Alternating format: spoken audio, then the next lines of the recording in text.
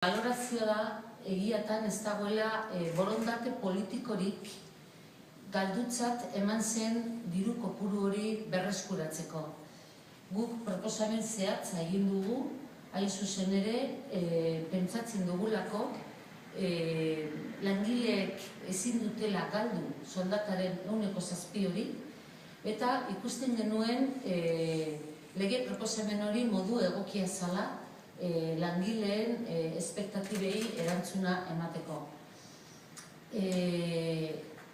Ez dugu ontzat hartzen mahaiak hartu duen erabakia,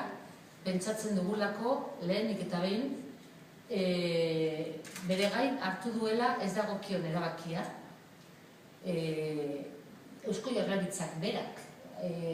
eman behar zuen iritzia proposamen honen gainean, eta ez legebiltzarreko mahaiak bideratu behar zuen eskaera, eta bigarrenik arduratzen gaitu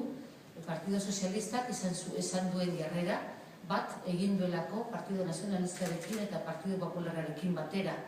eta horrek